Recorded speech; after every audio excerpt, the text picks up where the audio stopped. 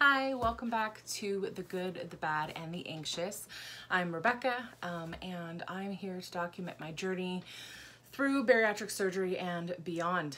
I actually had the vertical sleeve gastrectomy on January 16th, 2021 at Blossom Bariatrics in Las Vegas.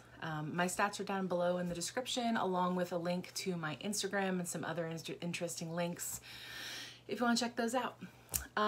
So I am so sorry about the long delay between videos. It's been about 2 weeks, but things happened pretty fast once I left for Vegas, and I forgot to bring my tripod and my lights, and you know, honestly, the first few days post-surgically, I didn't want to do anything, especially not talk to a camera and organize. I couldn't organize any thoughts at all.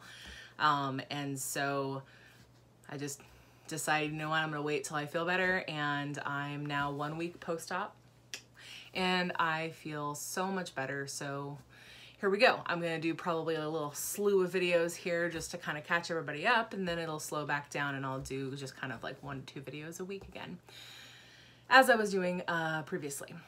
So this week, or this video, is going to be about my second week of pre-op diet and my feelings kind of surrounding surgery right before I went into surgery. The most interesting thing about the second week of the pre-op diet was that it just got a lot easier. I stopped feeling crappy. I actually started to feel kind of great. You know, I've kind of always had upset stomachs. I've always been, you know, kind of had not so great like bowel movements. Not that anybody really needs to know that, but I've just kind of always been like not great feeling on the inside, and always lethargic, that kind of stuff. And a lot of that cleared up the sorry, my dog is barking, just ignore that part. A lot of that cleared up during the second week of pre-op diet. A lot of the pain and stress kind of dropped away, and I stopped stressing so much about food. I stopped thinking so much about food. It didn't consume every moment of my life as it had the first week. I just kind of settled into a rhythm, and it was like, okay, my world doesn't revolve around food, and that was fine. So yeah, it was that, you know, that kind of detachment from food being like my sole focus was actually kind of a relief. So that went well. And then I actually left for California 4 days before surgery, about halfway through my second week of pre-op diet. I had to drive. I had about an 8 to 9 hour drive down to Tahoe from Eugene, Oregon. And I had been dreading that drive all week long because I knew that I have this tendency to get very tired when I drive.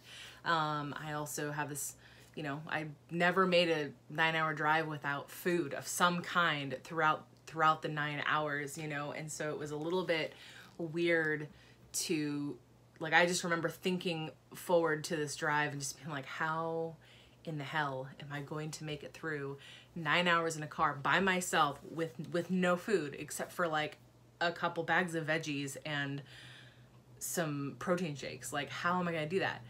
And I was terrified. I really was, up until like I got in the car, and you know, somehow I made it through without a nap. I got tired at the very beginning, and then I kind of hit this second wind and wasn't tired the rest of the time.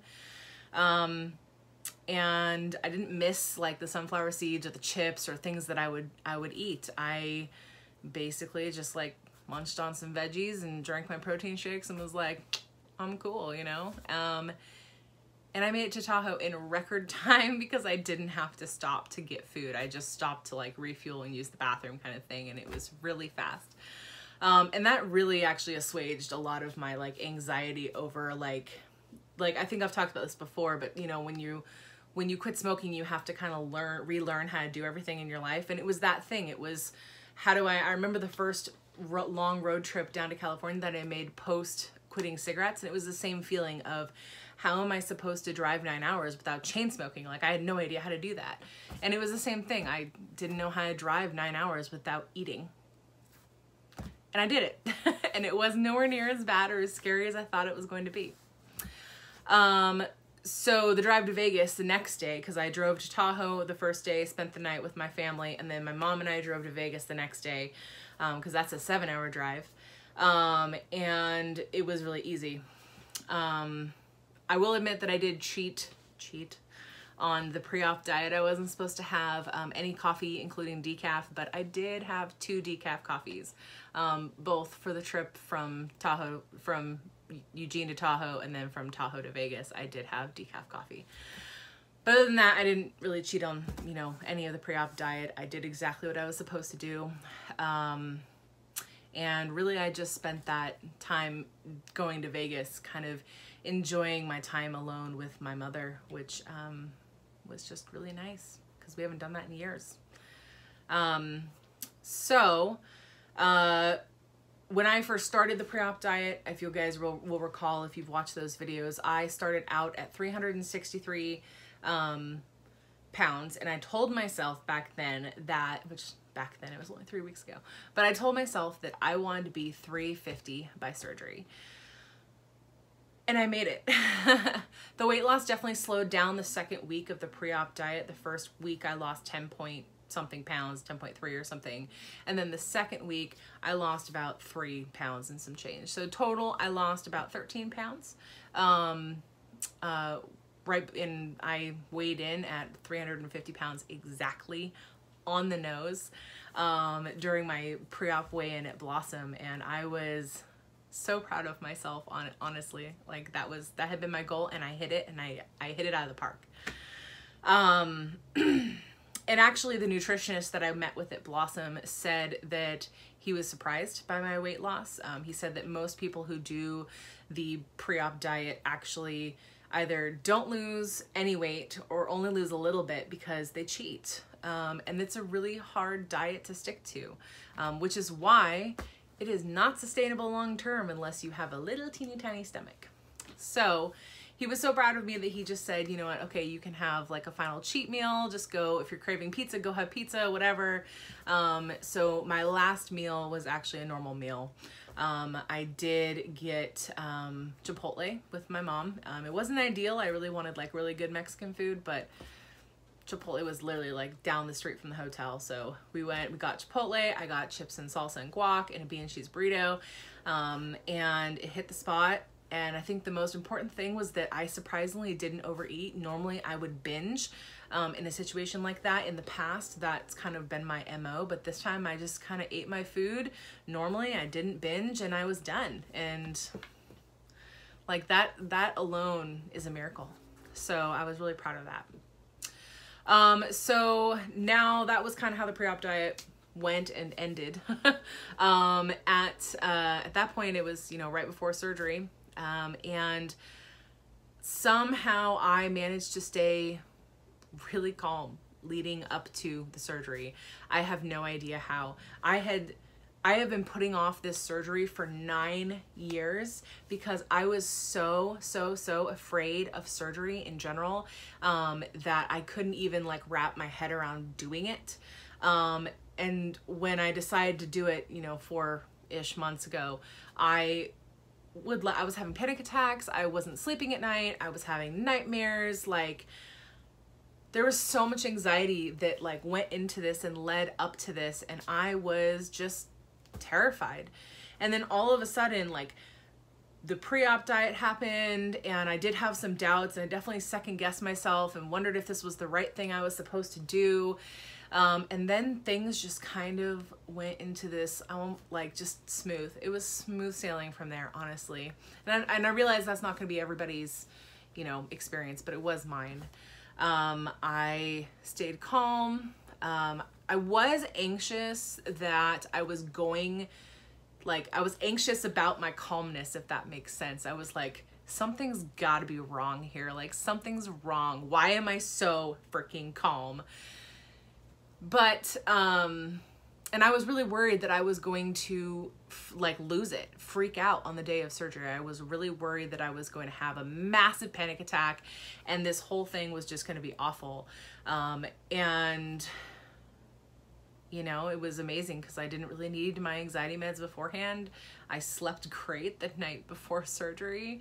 And it was just so weird. I did have my therapist, or one of my therapists, check in with me the 2 days before surgery, and I brought this up to her and I was like, why am I so calm? Because it's very weird and I'm like scared by my own calmness. And she said, you've been doing so much preparation, you've done all the research, and I've spent so much time researching everything and preparing myself for everything and going to, you know, therapy after therapy after therapy, focusing on the surgery and my fear around it and the trauma and everything. And I did a lot of guided meditation around this surgery. If you'll look back at some of my previous posts, I even have some posts to guided meditation. But she was just like, you've prepared so much for this surgery that she's like, you've got it. You're ready for it. That's why you're calm. And it's okay that you're calm. Like this is, she's like, I expected this. I expected you to actually be calmer than you thought you were going to be and be less worried than you thought you were going to be. So, yeah, I was just ready for it. Now, don't get me wrong. I did have my doubts. I was afraid. Absolutely, I was afraid. But I really just thought to myself, do I want to like kind of allow myself to have that panic attack, allow myself to freak out and really kind of ruin the experience and make it a traumatic experience? Or do I want to walk into this with as much grace and bravery as possible? And when I realized that, it kind of like there was no contest. The answer was easy. So that's actually it all for this video. Short and sweet, just the way I like it, because my next one is gonna be super long, so sorry about that. So thank you for watching.